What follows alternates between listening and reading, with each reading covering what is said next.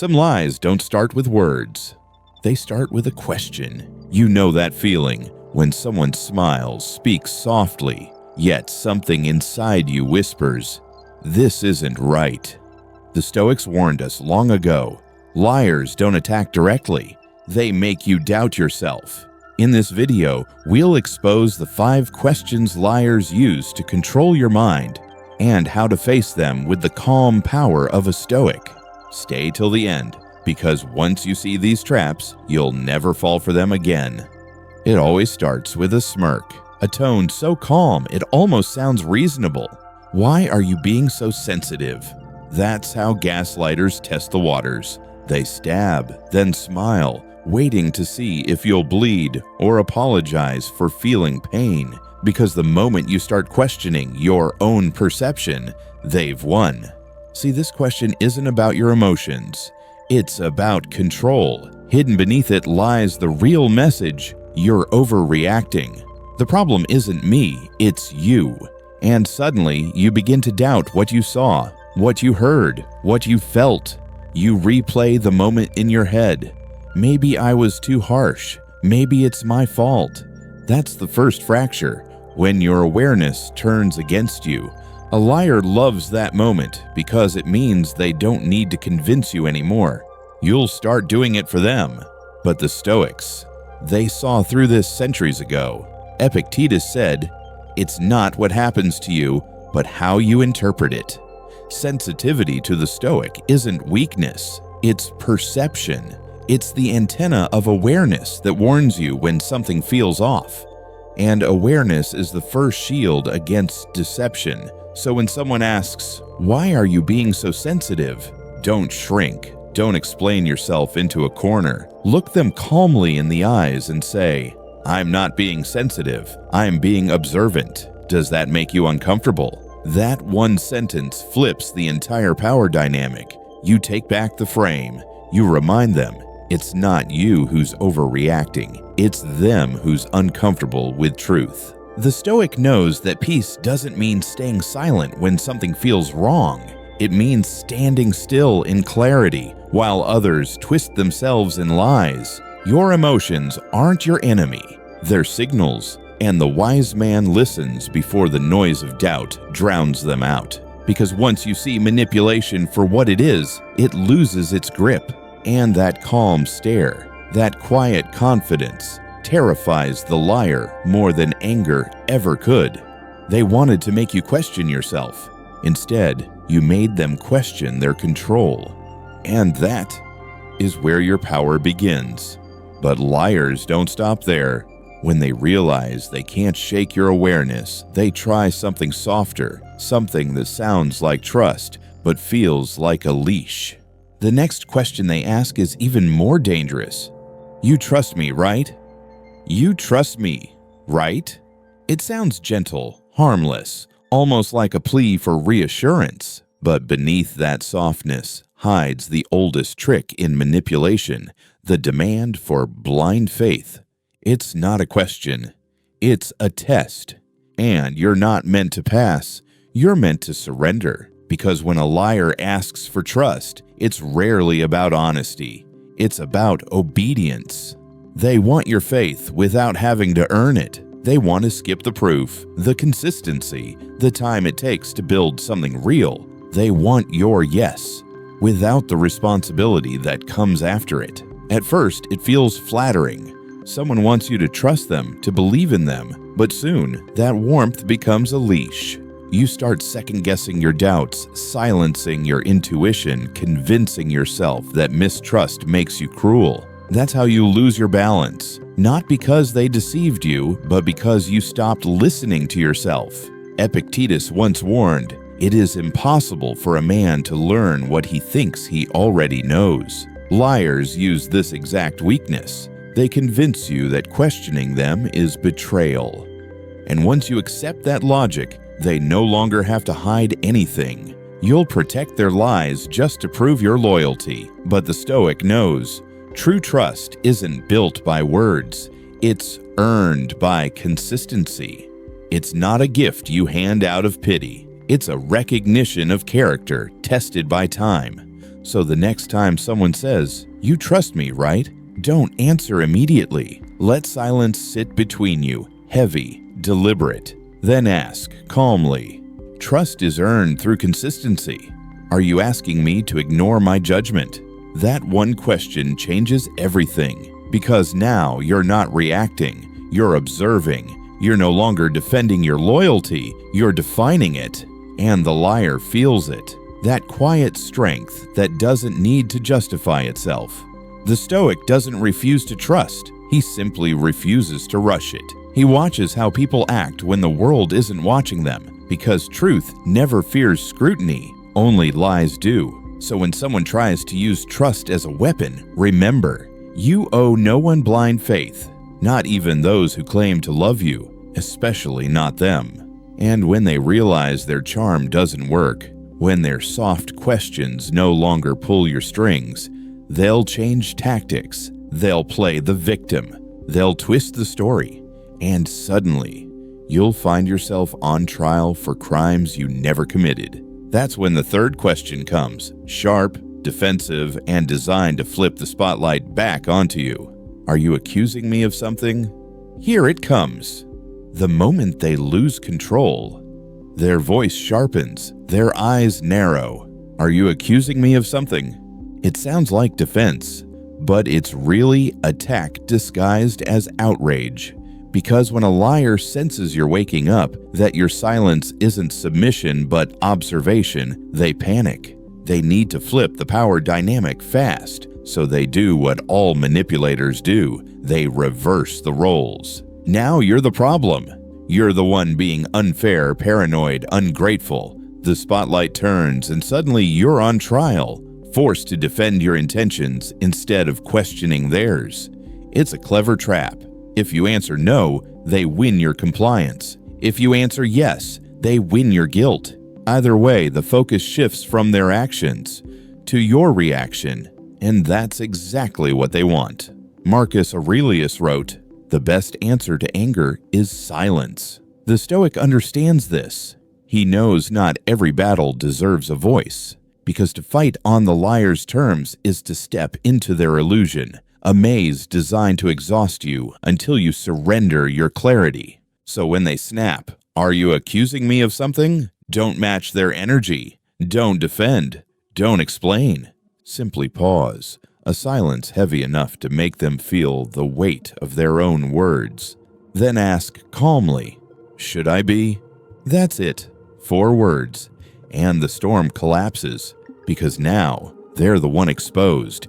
They can't hide behind indignation anymore. Your stillness becomes a mirror, and in it, their guilt reflects back sharper than any accusation. The Stoic's power lies not in reaction, but in restraint. He doesn't need to prove he's right, because truth, like gravity, doesn't beg to be believed. It simply is. Remember this, liars crave noise. They feed on chaos because chaos blurs the lines of truth. But silence terrifies them. It forces them to face themselves, and most cannot bear that reflection. So let them rant, let them twist, let them fill the air with excuses. You remain still, grounded, untouchable, because clarity doesn't need to shout.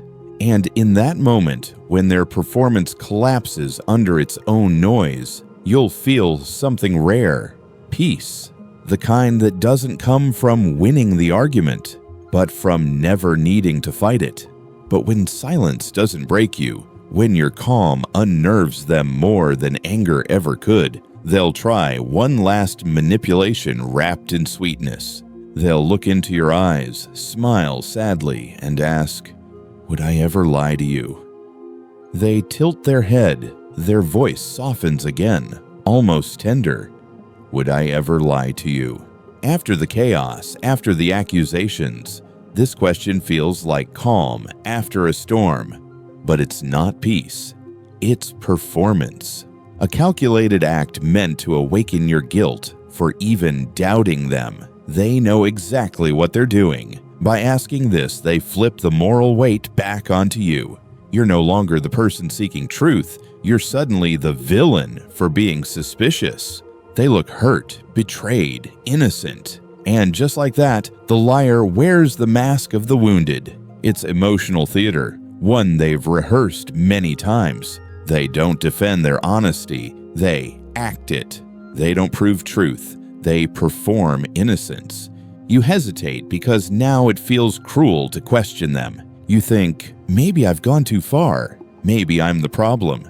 That hesitation is the exact moment they win, not through logic, through emotion. Seneca once wrote, "If it is not true, do not say it. If it is not right, do not do it." A Stoic lives by that, but a liar weaponizes it. They use your moral compass against you. They know you value honesty, so they imitate it until you drop your guard. But here's the truth. When someone says, "Would I ever lie to you?" the answer isn't the point. The question itself is the red flag, because truth doesn't demand reassurance. It simply stands untouched, unafraid of doubt. Only lies panic when you start asking questions. So when you hear those words, don't rush to comfort them. Don't defend your doubt. Pause and look deeper. Then reply with quiet precision. That's not the question. The question is, would I know if you did? That's where their illusion cracks, because liars thrive in fog, in your confusion, your self-blame, your fear of being unfair. But once you shine light on the possibility of deception, they can no longer hide behind innocence. You've removed the stage. The Stoic understands truth doesn't need decoration. It doesn't beg. It doesn't manipulate emotion. It simply endures. And those who live by truth never fear being questioned, because clarity is their shield. So the next time someone performs hurt to escape accountability, remember, compassion is not weakness, but compassion without boundaries is self-destruction. Your calm awareness is their undoing, because when you no longer seek reassurance, their power dissolves. And when the liar feels that power slipping, when guilt no longer binds you, they turn to their final desperate move. They stop pretending to be innocent and start pretending to be tired. That's when you'll hear their last question, the one meant to silence truth once and for all. Can't we just move on? When everything else fails, when guilt, charm, and tears no longer bend you, they reach for the final card. A sigh, a weary look. Can't we just move on? It sounds peaceful, mature, even reasonable. But it's not peace they want, it's escape. Not from conflict, but from accountability. This is the manipulator's endgame, emotional exhaustion. They know you're tired, they know you crave calm, so they dangle it in front of you like mercy. Just drop it. Let's forget it ever happened. But let's be honest, they're not asking for peace. They're asking for permission to continue unchanged. Every time you agree to move on without understanding, you teach them that truth is negotiable, that your boundaries can be erased with the right tone of voice. And slowly, piece by piece, you abandon yourself just to keep the illusion of harmony. The Stoics would call that what it is, cowardice disguised as kindness. Marcus Aurelius wrote, "If it is not right, do not do it. If it is not true, do not say it." The Stoic does not move on through avoidance. He moves through clarity. He seeks peace not by forgetting, but by understanding. Because unexamined pain always returns, only quieter, sharper, and deeper. So when someone says, "Can't we just move on?" don't let exhaustion speak for you. Take a breath, feel your heartbeat, then answer with calm truth. I'll move on when I understand what happened, not before. That's not cruelty. That's self-respect, the rarest form of peace. Because real healing doesn't come from pretending. It comes from standing still long enough to face what's real. The liar will hate that answer because it tells them their shortcuts don't work anymore. It tells them their comfort no longer outranks your clarity. They might call you cold. They might say you're unforgiving, dramatic, stubborn. Let them. The Stoic knows Silence from the deceitful is not loss, it's liberation. Walking away isn't revenge, it's returning to alignment with truth. And when you finally step back, you'll notice something powerful. How quiet the world becomes when you stop defending what never deserved your defense. That silence is not emptiness. It's peace reclaimed, it's dignity restored, and it's the moment the liar realizes they've lost not your love, but your attention. The very thing they fed on to survive. You've now seen every mask, every question, every trick, from the fake concern to the false innocence, from charm to exhaustion, all meant to make you doubt yourself. But you've stayed awake. And that's what terrifies them most, because when a man sees clearly, he can never be controlled again. You've seen the pattern now, the smile that hides a blade, the gentle voice that twists your own thoughts against you. 5 questions, each crafted not to seek truth, but to bury it. Why are you being so sensitive? You trust me, right? Are you accusing me of something? Would I ever lie to you? Can't we just move on? Every one of them was a mirror, showing not who they are, but who you've become while trying to understand them. Liars don't steal your truth outright. They make you hand it over, piece by piece, wrapped in apology. They don't destroy your confidence. They convince you it's cruelty. They don't demand silence. They call it maturity. But the Stoic sees through all of it. He knows manipulation only works when the mind is unguarded, when the ego needs validation more than it values peace. And so, the Stoic remains still. He doesn't beg to be understood. He doesn't argue to be right. He simply stands in clarity, untouchable, because clarity is not anger, it's not bitterness. It's awareness without illusion, and once you've tasted it, no lie can ever satisfy you again. You are not cruel for demanding honesty. You are not difficult for seeking depth. You are not cold for walking away from chaos.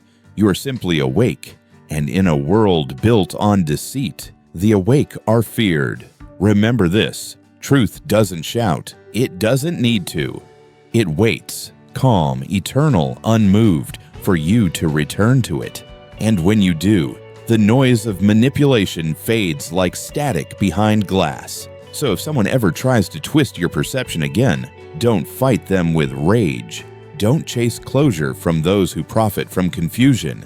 Just breathe, observe, detach, because nothing terrifies the liar more than a person who no longer needs their approval. That's the power of Stoic awareness, silent, steady, unshakable.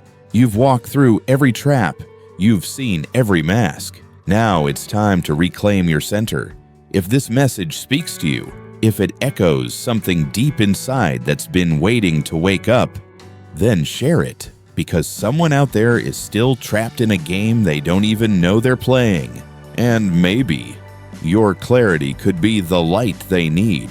And in the comments, write 3 words, not for me, but for yourself. I choose clarity, because that choice is the beginning of freedom.